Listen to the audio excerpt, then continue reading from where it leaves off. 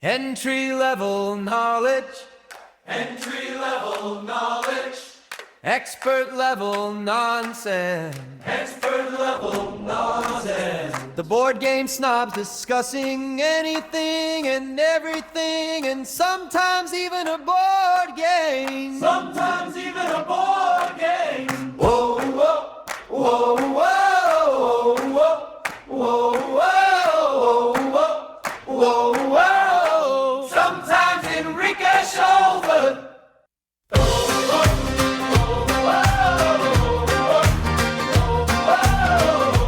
Go. I'm going to eat some of these Hershey's chocolate and cream. What are these? Cookies and cream strawberries. No, This is the board let's game. not everyone start eating on the last episode. I'm not. Why not? Last This is episode. not. This is the last Is episode. this the last episode? This is it. We're done. Oh no! I've had enough. I've had enough. This is Jerry with the Board Game Snob. This is Gabi, also with the board game. With Snobs. us is Harrington, fresh back from Japan, Yeah. and Enrique is digging through candy at this time. And I'm going to have I'm feeding strawberry those cookies our right producers here, man. in the arena. I have a thought about something that happened here recently. Number one, not recently, as a few weeks ago. I should have brought this up 2 weeks ago. But I seen my man Chad Elkins fired up about a company that had basically reskinned one of his games on Facebook. Like they reskinned Hamster Roll. And it's a big problem when you have people who are basically stealing games and stealing designs and stuff like that. And he was calling them out. Anyways, I was just watching just a bunch of board game related news, which to me is another thing that I'm all about now. Like I'm getting back more and more. Do you listen to Ben or just YouTube type stuff? Because Ben Maddox does a lot of board game news. First off, I love Ben. Ben keeps me apprised of things. Okay. But also, like, I've just been watching more new stuff because I think that board gaming is entering this phase right now. And I posted a video a few weeks back that my buddy Tom did about that he didn't have time to review your indie games. Shots fired. And just going like, look, we don't have time to review everything. Here's what I appreciate about that. I like indie games, not just in board games, but on computer games. Yeah. The Steam Greenlight games. I have a bunch of pixelated Some games. great ones. Faster Than Light, Super Fantasy Kingdom. God, why Stuff do like you that. like the pixelated games? Oh, they're so beautiful. First off, number one, my daughter does pixel art, so I love my daughter. Okay, and we are talking like That's wholesome. 8-bit 8-bit. looking Yeah, stuff. 8-bit. Okay. Two, what I like about these games, it fascinates me. I use that word a lot. When a single designer can do a thing, when one guy can code and art, Like Stardew Valley. like had Stardew one Valley. creator did Love everything. that. I want to Eric play that. Brown. Well, you would hate it. Concerned Well, Ape. that's my thing. So, like, okay, here's the thing. The only It's thing beautiful. what I consider 8-bit games to be is a nostalgic callback. It's not. Yeah. Sometimes. Okay, y'all answered the well, they can and be. opposite. I get that. So, like, Minecraft was I think Minecraft kind of kicked this all off, did it not? Or whether, I mean, No, There was stuff before what Minecraft. kicked it off really was, well, one, Minecraft. What those are good. Cookies and cream. They are Um, good. What kicked it off really was Steam, a very popular computer platform, did what they called the Greenlight program back in the day. And the Greenlight program allowed them to highlight, highlight indie gamers, basically indie programmers. And so they would even start this thing called early access. So if you were working on your game, but it wasn't done, but you needed money because you're working a job and you're programming this game, you could put the game out and say, listen, this game's not done. I'm going to update it or I may drop it. I don't know. But could you give me some money? And people would buy a game in early access. I used to be staunchly against this. Yeah, I know several that are. I am not. I have every game that I I like very it. carefully early accessed, such as Super Fantasy Kingdom, which is my new obsession, Mm. The Long Dark, Mhm. Subnautica. Oh, yeah. Oh, Subnautica's awesome. Fire. So They're you're making buying another one, You're by the buying a way. game that is not complete, but you're giving them the money ahead of time for them to keep continuing on. But these these little 8-bit, I keep calling them, but these pixel arted games, these one or small group designers, these indie designers, I guess, have made some incredible games. Such as, first off, if I just had to say, just play a game that's a little side scrolling, whatever 2D game, Faster Than Light, FTL. FTL is absolutely amazing. You have a little starship. Your little starship is fighting other starships, and you're managing your little crew. That's it. FTL, Faster Than Light, is probably one of the first ones that came out that was like just fire. And it's a very easy, very quick, obviously very low tech game that it can run on a brick. That's a great game. It might be on digital. It might be on phone now. Can you get on your phone? Maybe. But anyways, these games are not nostalgic, although their artwork is. They're really good. Like they do things now that big AAA games don't do. The quality behind them. So that's what I just find interesting. It's like growing up, that's all we had was 8-bit games. And then the whole idea through Super Nintendo, Genesis, PlayStation was to develop beyond that into smoother looking the more realistic type looking thing. I like that you're taking me where I want to go without even planning this out. So the chemistry. That's exactly. What has happened is that back in the day when you had very little to work with, you had to be very careful about what is called the gameplay loop. You had to have it just particularly satisfying to hit that dopamine. Nowadays, the dopamine is just good graphics and pulling a trigger. And what has happened is that because of this, obviously the companies wanting to make money have focused on graphics and all these other things to try to make it more mass market rather than making something that's quality. I think the video game industry has done this, and now they're actually kind of trying to pull back and realizing that some of the greatest games that are coming out right now are not games that are AAA. In board gaming, we have this weird thing that's been taking place to where our AAA games have kind of, I'll say AAA, like big publishers, I guess you could say, have kind of gotten out of hand and now have gotten tapped down because we were doing these CMON Kickstarters with $100 a game or more with all these minis and all this stuff. And indie gamers have always kind of been, I don't want to say it's like trash, obviously, but there has been a lot of oversaturation in the indie market. When really our best games are coming from what really would be small publishers that understand that the types of games that they want to put out.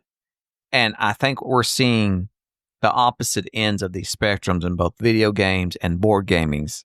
We're seeing the same thing happen, where the guys in the middle are actually coming out ahead a little bit right now. And we're seeing that take place. I posted a few weeks back on our Facebook group about how Allplay has quickly become one of my favorite publishers. Allplay is banging, and here's why. Container, the big box board game that was out of print that cost hundreds of dollars to get, that had these big chunky bits. Kickstarter comes up. I look at it, $39 for Container for the absolutely. You couldn't contain your excitement. Sign me up. Now, does it come with the big minis? It doesn't have the big chunky minis. No, obviously not for $39. Big minis. What a pair. It has functional parts. So the thing that gets me, don't joke. The thing that gets me is, by God, we're gonna be serious on this bucket. Is that we're at that point right now with tariffs and everything else going on that you kind of want things to be reasonable. I know the games that I will buy that are deluxe. Can I ask a ridiculous question real quick? Go ahead. Are all Kickstarter games considered indie? No, because CMON was kickstarting all their games. So you're asking the definition of indie. So the video that my buddy Tom did here recently was talking about how he doesn't have time to do indie games, which is just people stands for independent, right? People just, and what's an independent board game? There's not that many that are independent. I mean, Massive Asterisks. There's a lot of them. I would consider Massive Asterisk games to be an indie game because it's just it's basically just a publishing network with Dan and Mike, all one of them. So with that being said, it's hard to kind of pin down what you mean by indie. But what I was getting from Tom's video was he doesn't have time to review everybody's stuff. So there's thousands of games out there. And I really think that the board game industry, much like the video game industry, is going to benefit from a lopping off of some big companies dying off that have been just, here's minis and here's $200, and people who aren't going to make money making games with these indie games that are just coming out that aren't that great. It's the guy in the middle. It's the All Plays. It's the Osprey. It's the Just like the economy. Capstone. It's the mid cap guys that get me excited. When I see an All Plays website, number one, peak. I love their website. I love 25th Century Games because they do another thing where they go out. Wine Cellar I just brought you. 25th Century Games. I thought they were similar in my mind to All Play. It's Chad. It's like one guy. It's Chad going, give me the rights to this game and let me publish it. And it's Reiner Knizia and that Tutankamon game and various other things of that nature where he goes out and gets the rights to publish a game. We got toots in common. And so there you go. They're going after and getting the rights to these games and republishing them and continuing on. I think that we need more middle class is what you're saying. What we need is gatekeeping. And that's going to suck because nobody wants to be a gatekeeper. But essentially what has happened is that every Tom, Dick, and Harry out there can publish a game, which is absolutely fine. If you've got an idea for a board game, send us an email, boardgamesnobgmail.com, put it on Kickstarter, and we'll look at it. Like, that's just a thing. Do your thing. We won't. Jerry will. But the point being is that there are some of those independent ones that will hit, such as Project Elite and various other ones such as that nature. The Havens. But at the same time, there's so much trash that is inundating the market. And I say trash in a very, very nice way to mean that it's just a reskin of something else. We don't want to fall into the problem that the movie industry is having because movies are dying. Oh, yeah. Movies are dying. Streaming is killing movies. The movie theaters. Harrington responded as if he has thoughts. Well, Would you hear about Hulu, right? Yeah, They're shutting Hulu's down gone. Hulu. Hulu's gone. Disney Plus is Hulu's gone. going to merge them in it's absorbed to the conglomerate. like a twin that is dead in the uterus. But at the same time, movies are going to die off in a weird way. I don't think they'll completely die off. No, because we're not only going to stream them. When I say movies, I mean going to the movie theater. Oh, sure. Theaters are already becoming less and less. of a Less thing. and less because Well, like Tron, I haven't even the seen new Tron movie. yet. I know, yeah. nobody wants to see Tron. But I did. I wanted to. Nobody I wants still to see Tron. want to. Nobody A wants vanishing twin. Ah, That's what happens. There's when a name the for twin it. is absorbed. The embryo. interesting. Now you see me. Absorbed, okay. Now you don't. No, they're No. coming out with another one of those. Yeah, I they're heard not. about that. No, they're not. Oh, they canceled it? No, they're not. They're coming out with Now You See Me 3. Them idiots right there. Those idiots completely shows Oh. the type of morons Running that you that have thing. a game, you have a show that comes out Now that says, You Now See You Me. See Me. The sequel should Second be. one, now Now- you don't. And you know that somebody pitched that it's and now you don't. And someone went, well, no, because they won't know it's a sequel. No, they will know it's a sequel. Yeah. That's Anybody why with they're half a dying. brain. That is why they're That's why dying. they're dying. That's the same sucker who Mhm. canceled Firefly is the same one that Canceled probably did Firefly. that. I watch lots of Firewood on the Netflix screen. where just the Oh, screen's yeah, on yeah, fire. I the hate screensaver that. thing. Cackles. Either way, my point being Usually Hickory is my favorite. is Oh, that nice. the mahogany. Oh, well, nice. Mahogany Like is that. nice. Oh, the mahogany of it all. It's the same thing over and over. I've missed Harrington. Thank you. But my point being is that we're just going to go see Christopher Nolan films in IMAX. Right. Yeah. So That's it. I The didn't- what is that movie he's making? The Odyssey. Iliad? The Odyssey. Oh, Odyssey. Odyssey. Close. I did the prequel. Oh. You're reading the Iliad. Enrique's book, Enrique's reading the Iliad right now, or the Odyssey. Which one are you reading? the Iliad. It's the Iliad. I'm So very is that one proud of you first? that you're reading a lot of books. They're I think related. just right? this one so far. He read Jurassic Park Taking a Yeah, walk. and Sherlock Holmes. Sherlock Yeah. Holmes. I have not. I've wanted to read a Sherlock, but I have not. I like. There's so many to choose read from. one. Is the Hounds of I know. Baskerville the I go-to? read that one. Oh, It's it- great. No, Well, no. it's good. Well, which One one of to go them. to? You can buy the collection of them, and they're very short. Oh, I have- if I was to read one, They take like 5 minutes to read one. is that how long it took you? It took me a little longer So, than that. but, no, the Hounds of Baskerville is like Is it there, the one? there's Yeah, it's certain a ones big that are one. big books, and the Hounds of Baskerville I like big is books. a big I book. cannot- Yeah, you should read But that just one. It's get great. the collection of them and read like the short what's stories? the one of the Redheaded Gentlemen, the organization of Redheaded Gentlemen. Just like takes 10 Oh, minutes to Because read it. some are actual like full on stories, while others are more short stories. Yeah, And I actually have a book of where it's a bunch of short stories. yeah. I loaned you my old one. I was like, here, read these short stories. And then Should borrow I it from got Enrique. my first Sherlock Holmes book came in just like a little blue little casing, and it's just a small little blue book. Yeah. By they're very quick. is it And then Conan? Arthur Conan Doyle. Yep. Yeah. Yep. O'Brien. The Barbarian.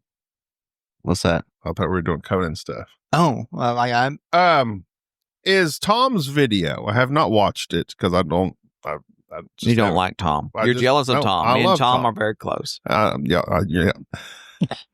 Is his video, and I can understand from Tom's point of view because he's the guy. Is it just, I'm the guy? I have probably hundreds, if not thousands of people Thousands. sending me crap Yes. saying, hey, can you review my Yes. game I published in my basement with a 3D Yes. printer? And so, Mhm. yes. And so that's, In which case, I get that. but the issue is, But there was a response on our Facebook by a friend of ours that was like, that's kind of elitist. there is a lot. Well, first off, here's There's another, backlash. here's another thought of this. lashing of the backs. Here's the lashing that I have. Okay. This term elitism. I'm for it. I like it. I like being elitist. I like it. If I could just be elite, Exactly. Yeah. So here's the thing. It's like a very board gamey concept to I would me. love It to be seems like it fits right in. oh, It does. And so as a snob, Yeah. I think that one of the things you should be is that you should play the elite games. You should play the things and look for games that aren't just reskins or that do something innovative that you want to enjoy, that you want to seek out. And you can very easily get bogged down playing the same old mess over and over and over again. I cannot imagine that Tom has the time to deal with all that. And he deals with a lot of it anyways. And so I'm not defending Tom. Tom can defend himself. I'm just saying is that I like elitism. I like the fact, and that's what we need. Because Need to be picky. when you go to the store, you get Coke, Dr. Pepper, and Red Bull, Pepsi. no, I'm talking about the Cokes. like Whatever. Pepsi, soda. Pepsi. Yeah, Pepsi. Sprite, No. No, it's Root just beer. those three. Royal Pepsi, Crown. It's those three. Coke, cream Nobody, soda. there is no Shasta? No Royal Crown. Never There is no Shasta. Shasta. I'm saying that the main ones. the main three. We have tiers. We have the Mhm. Coke, Dr. Pepper, Pepsi, in heaven. and then you have the alternative. Oh, I'm punk. Whatever, Shastas, Fantas, whatever. You have these things. The fact is that if everybody and their dogs came out with something, we would be inundated with all the this Dr. stuff. Pibbs. And some stuff. Mister, he doesn't have a degree. Oh, sorry. Mr. Pibbs. Exactly. Man, even lower. Yeah. I was giving him He's too just much a credit. dude. Too much credit. He's Right just a now, guy. right now, my kids are drinking something that I'm paying out the nose for because my wife is all healthy. They're drinking Poppy. You know what Poppy? Oh, yeah, that Oh, healthy what is soda. that? The quote unquote probiotic drinks that Yeah. have been proven to not really do anything for you. Yeah, they're all drinking Poppy. Why does that sound like some Latin girl calling their boyfriend? Why am I Poppy? But they're all drinking. I said, what is this? Poppy got a little sloppy. It did. And I'm like drinking this. I'm like, well, honey, why am I paying $4 for this can? Oof. Why am I buying this If for my anyone children? gets the Poppy got a little bit sloppy, please send me your email. I appreciate that. BoardGameSnobs at gmail.com. Either way, I like gatekeeping and I like elitism.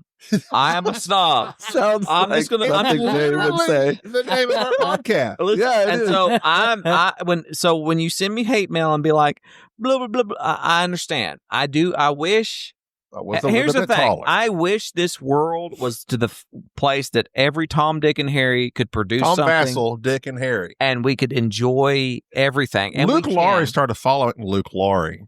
Maybe it was Hugh, Hugh Laurie. the guy that makes video board games. Yeah, He Luke. started following us on Instagram, I like Luke. and I got Do starstruck. I like Luke? We like Luke. Luke, if you're listening, send us your next prototype. But my point being is this for board gaming to survive, we have to have some gatekeeping. There has to be some culling. If everybody's accepted, if everything's accepted, Feral. it's just going to be culling It's feral. like Wow. these YA Wild graphic cult. novels over here. Yeah, I mean, What is- it just Luke Laurie games. I love the fact that we have to have some of the fat trimmed.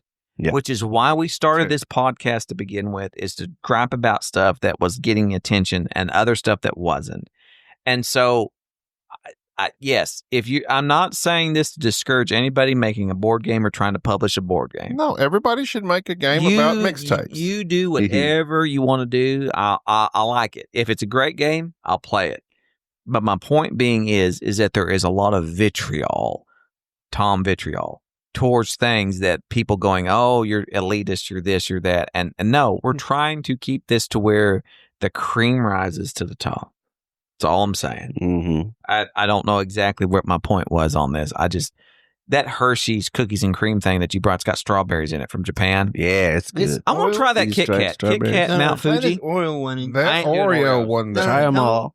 I'm not doing. Okay, send me the Oreo. designers. Reading Luke all this Laurie. Japanese candy. So, You got to try Laurie. this one. It's a really popular chocolate any bar chance called those lips Golden good? Thunder. Do you? First of Golden all- Thunder. That's my Golden nickname. Thunder. Feel free to come on our podcast. That's No meant for thunder. you. he did Cryo, Oh. Andromeda, Yeah, Edge, he's Oh. he's legit. Dwellings of Eldervale, Whistle Mountain, He's legit. Manhattan Project, Energy Empire. I just bought Manhattan Project Energy Empire, and it has gone into my Is that with collection. the naked blue guy? No, it's not. It's Dr. Manhattan. That's I love you. yet again. PhDs involved. Yeah. I it's bought out there. Manhattan Project Energy Empire falls into a category of games of quite the complement of a game for which I have repurchased. I there was a time where I went through this thing of I need to cull games and get rid of stuff, and I got rid of a bunch of stuff I wasn't playing, and then went back and went, no, I actually like that. And Cole Hauser. I bought Energy Empire again. You know why? Because it's the most Euro of the Manhattan projects, and quite frankly, I even bought the original again, and I think Energy Empire's the best. When It's the that's Empire Strikes Back. That's one of the first games we played together as a group, as a conglomerate. That's and- not bad. And I remember having the cake and eating it too and bombing each other. The original Manhattan Project was a legit game. Energy Empire's the second one. That's more dice rolling. And this is and all in Euro. Japanese, so I don't know what's in it. Yeah, that's the. I hope you're not allergic to Yes. anything. It's got some crunchy stuff in the I was middle. born in the 70s. I'm not allergic to anything. Can I point Right? out? Nice. Can I point out that a lot of this stuff says Kit Kat on it, but it's not actually what we would think as Kit Kat from the Japanese. So Kit Kat is, I believe, right now the number one candy bar in the United States. I want to use my Google Really? Translate. I did not realize that was what it was, but I looked it up out of curiosity one time. That seems I thought kind it of was out of Snickers. left field. Yeah. Kit Kat, Wow. and it's not I really. mean, I it's like a Kit cookie. Kats, but yeah, apparently in Japan, Kit Kat is like the thing. They've got so many lots of hundreds Kit of different Kat. flavors. Lots of Kit Kats and lots of chips, right? They have like strangely. What is Yeah, this they Mount did. Fuji thing? So that is blueberry cheesecake flavored I was Kit going to say, Kats. like, that look, But I love the container because it looks like Mount Fuji. Neat. That's a neat container. That's marketing right there for you. What's there? Are you translating it? He's reading something. Anyways, in terms of board game stuff here lately, I was working on trying to find, and this topic I believe Trevor Franklin brought up a few weeks back. This bar says it's a mini bar. Black LASIK. LASIK That doesn't from sound right. Asticide. That's that had gonna to be that's a water mistranslation pill. right there. Black Alicia Millan. Okay, I think this might be a faulty translation. Alicia. I think that so. sounds like It's it. like Alicia Milano. It's a racist black Alyssa Milano. Something is black in it. I got that much. Okay, you're trying to Google I have an translate app the That candy. I was Yeah, told to it's got the get camera. when I go to Japan that I can scan the barcode. the weights of games, It what's will medium, tell what's me heavy, about it. what's light. Oh no! Somebody deleted posted that. something of that nature regarding, and I was going to look and find. I haven't completed this It was project. Trevor. I know it was Trevor. Just said it. I haven't completed this project. He said somebody. Well, I didn't want to name him because in case he wanted to be anonymous. Well, too late now. It's too late. Trevor, thank you for this. Okay, real quick though, when it comes to the Star Trek of it all, y'all know we're not far from having Google Glass and translators in our ears that we can go anywhere and it's going to translate everything It's we already see. there. Speaking of that, yeah, we already have that. I mean, it's just on our phones. We're already there. So there's these special earbuds that you can wear now, apparently, that connect to your phone and this device that's supposed to translate everything you're hearing around you. It doesn't quite work that way, but we Somebody almost will have invent it. one for women. Ha, now that would Ah. be nice. My one sexist comment for this podcast. That's your limit. I would say that in terms of what I was saying about Trevor and the weights of games, he was the topic of how do you determine how heavy something is has weighed on my mind, pun intended. Like, well, this is heavy from Back to the Future. I was Heavy? going to look up and see what the heaviest game we have played was. Because technically, I think 4.7 is the highest weighted game right now. It's like some war game called Something from Africa, I believe on BGG. But they rate them from 1 to 5, basically. Or 0 point something to 5. And it goes by what's heavy, and what the concept of heavy is. And to me, a game that is heavy, I have always described it as a game that gives me pause. So, like, I'm thinking of just off the top of my head, Lorenzo El Magnifico is a game that it's like a medium heavy game, and it gives me pause because every time I go to make a move, I have to go, well, wait a minute. No, I need to do this. Well, no, I need to do that. Well, if I do this, and it's that. That to me adds to the heaviness of a game. Makes you stop and think. I think a lot of people decide a game is heavy, not by that metric. They go by how thick the rule book is.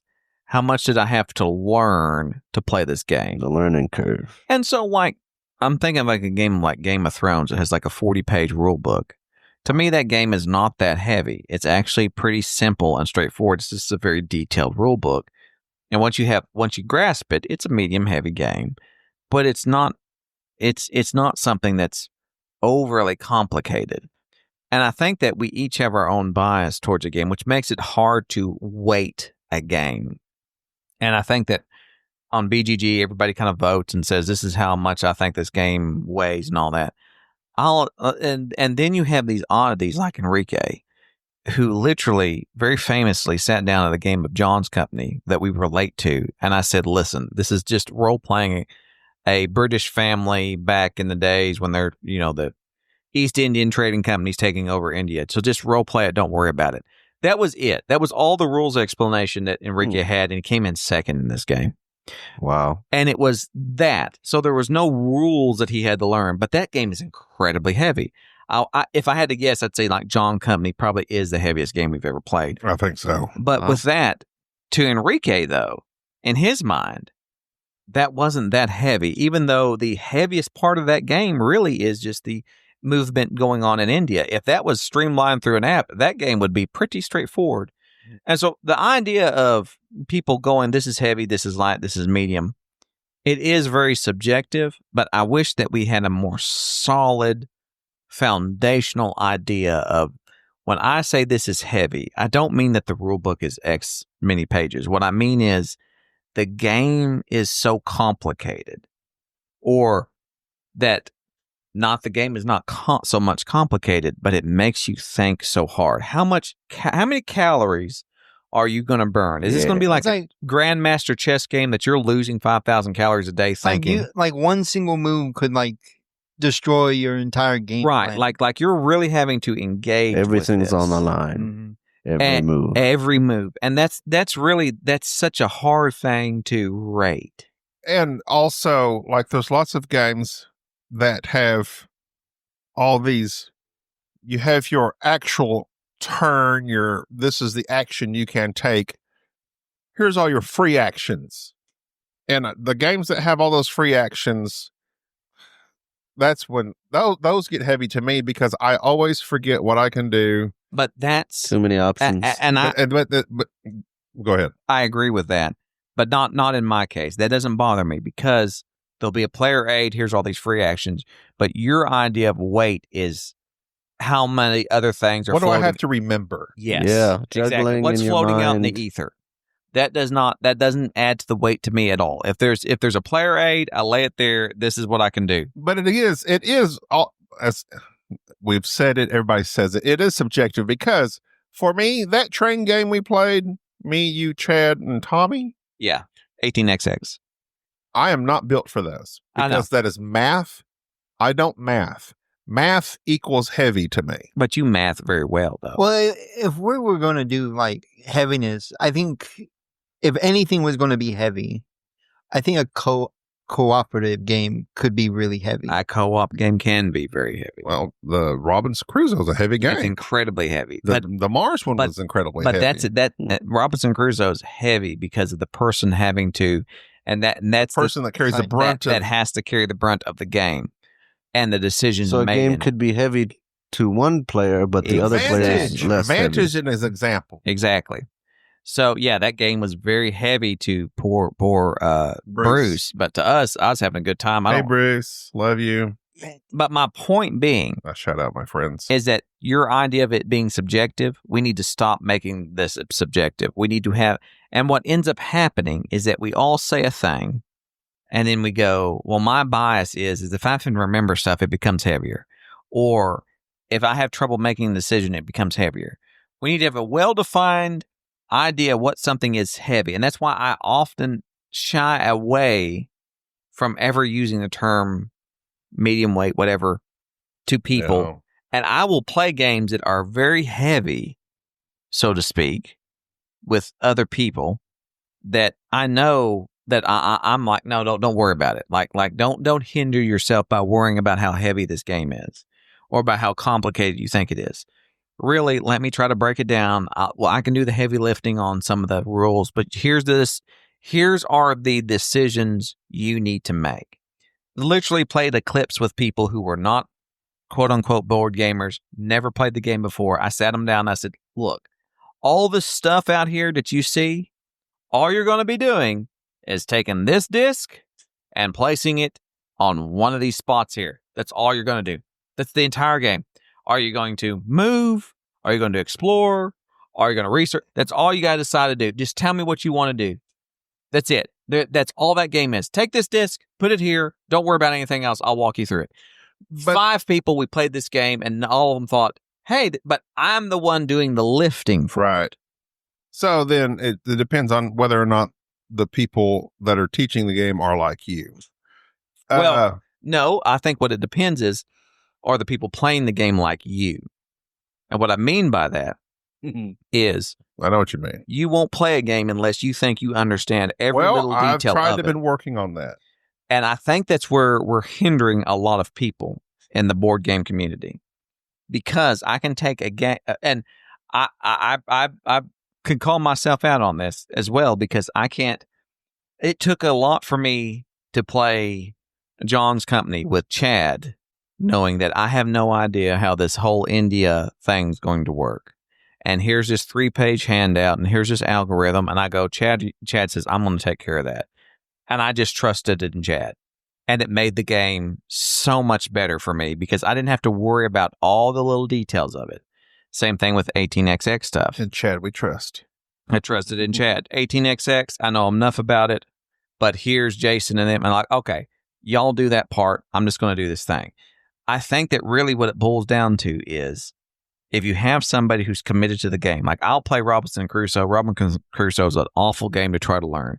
I'll play that game with anybody. I'd play that game with my 10-year-old kid off the street that never played a board game and said, listen, we're going to be surviving on this island, and I'm just going to tell you the choices, and you don't have to worry about anything else. I'll walk you through it. I can blow that game away out of the water with 4 people who've never played a board game in their life besides Monopoly, because I can do the heavy lifting. I think what I'm saying is that we just need a well-defined idea of what weight is so that when somebody says, is this heavy, is this small, or whatever it is, that we can go, this is what it is. This is how difficult it is going to be, and this is what you're going to have to deal with. That makes sense. What are we looking at? Why is everybody looking around the room? Are we in trouble? I don't know. I'm hearing things outside. Are we hearing There's a things? dog yelping as if something's going on. Enrique's going So out Enrique's to check out the dog. As for, yes, that's a great idea. It's never going to happen. Well, You know that. Well, it will happen because here's what we have to do. Here's what we have to do because we have changed board game. Whether you know it or not, Gabi. and Oh, we Enrique, have lots of copycats. You know that. we have changed board game culture. Oh, All we have to do. Board game podcast culture. All we have to do. your influence is strong. It is. It's incredible. See, that's why I like having Harrington around. Nice. I'm glad you Positive made. vibes. I'm glad you made that from Yeah. Japan. I want you to know. I'm just going to ask you this question. I want you to answer honestly. But if Always. something happened in Japan and you got kidnapped, Oh. out of the 3 people here, who would you What? want? Now, see, no way you're going to do that. No, Oh, let's Why listen. you gonna do Listen, that? listen, No, listen. no, you're gonna no. We're not No, gonna no. do that to him. No, Which we are out gonna of do these it 3 to people him. here, who would you Because want? why not? Why? To come Why rescue do you want you? that? to He would come come- rescue Wants his me. ego stroked. No, I'm Don't just do it, saying. I'm Harrington. just saying. We just Don't want do an it, answer. Harrington. And- Just let Harrington be the good No, kid there that should he be an is. interesting, And why would it be me? interesting No. answer. So about board gaming, I want you to know, Harrington. etc. First off, I'm touched Oh. by your faith in me. That's what Secondly, seeing is I would massage. come for you. You would. I would Excuse me? come for you. I would show up in Japan. There'd be bodies would hit the floor. Okay. My pugilistic skills would be +5. I would be there. But I would bring Enrique. One thing And we Gabi did play recently, Gabi Would you would come handle for me, the Gabi? logistics. huh? Would you come rescue me? Right away. All right. Gabi I got wanted to 3 pick you up from the supporters. Right away. airport. Wait, out of the 3 here, you're one of my favorites.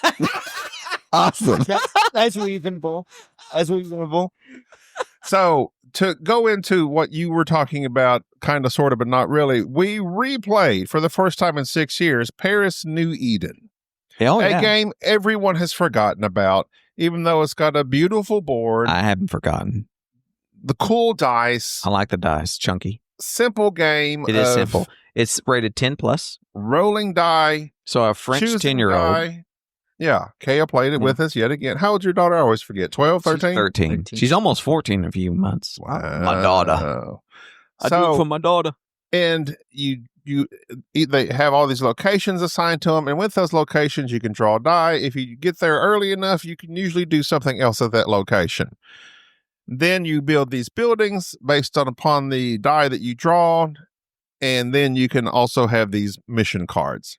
This is a very nice game nobody talks about. 2010 or 2019. It's weighted at a 2.17. This game, I picked it to play with my daughter and y'all because, one, the rule book does have a poor translation. So it is one of those French games that has a poor. But I knew we had played it. I knew we could figure it out. It's a very straightforward game. I wouldn't. Looks cool. It is. The rules, it's very light. Take a dice, do the thing out of the 5 actions that you have. That's it. It's just dice drafting. Yeah, what it take a is. dice, That's all. do a thing out of the 5 locations. So to me, it's very light. The idea behind it is the strategy. And the strategy was feed your people, commit to this, fulfilling this objective that will give you points. So to me, it is a 2.17. It is kind of, that is accurate, I would say. Yeah. I enjoyed it. The one thing that is the one, not one, but one of the things that can go wrong with it is eventually when you go to a location, you draw a die, and that's all you do. Like, that's it. Yeah, all you're doing. There's nothing else going on. You don't get any bonus or a chit or a token or a resource or anything. You're just getting them, and you're building these buildings. You build the buildings to fulfill objectives and missions and all these things. That kind of interconnects very well. But again, this is one of those, like, it's a entry-ish level. That's what the whole discussion It's is. very Everdell-like to me in a way that I'm not using cards. It's dice, and it's very straight.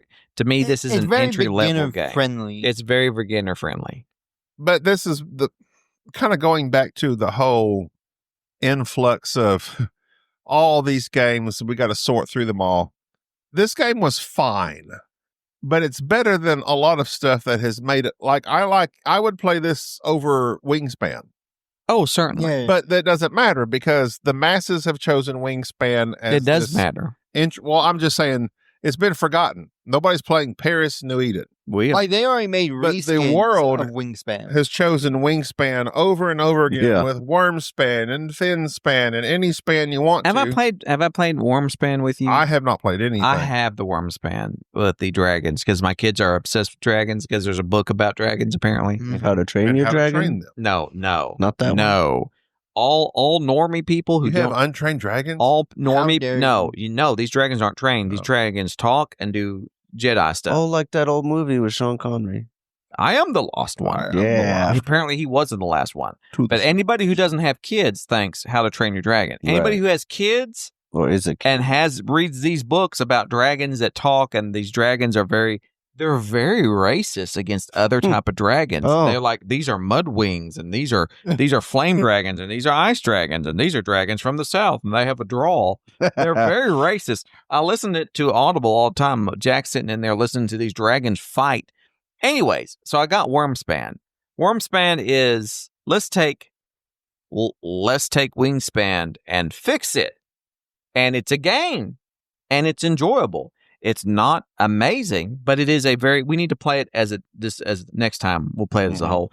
But it's just very much like, oh, this is dragons instead of birds, and there is an actual game to it. I never really Cool. liked Wingspan because I got the appeal of it though, and I understood it. And I think that there are certain games that are mass market appeal, like Wingspan. It's the eggs. Not just the eggs, but this the theme and what it is. And I think you cannot judge a book by who publishes it.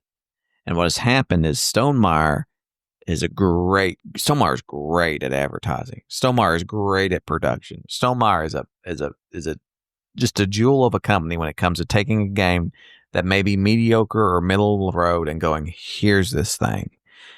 Whereas Paris New Eden is a French company that has a poor English translation that we're never going to hear about. So it's that all has to factor in, I think, to the success of a game. And I think that you cannot judge a game and go, it didn't beat Wingspan, so thus whatever, when in fact that this game did what it was supposed to do for the company and the land for which it exists. Does that make sense? All right, that's going to do it for this episode. You didn't say it makes sense. We got some pickleball to go play. Oh, it is time for pickleball. Yeah. Like we're It's about pickleball 20 time. minutes. Harrington, are you going to play pickleball? Oh Are yeah, you going to be on my team? maybe. I got a new paddle. I'll let you use my Ooh. old Oh, paddle. you got a new All right. paddle? I got a Voltaire 2. You're getting a lot of new Voltaire things too. now. He's all into it. He's paddling it up. I have been, listen, Until I'm next getting time, older. I'm Gabby. This is Jerry. Harrington. This is Enrique. Thank you for tolerating this episode of the Board Game Snobs. Stay classy.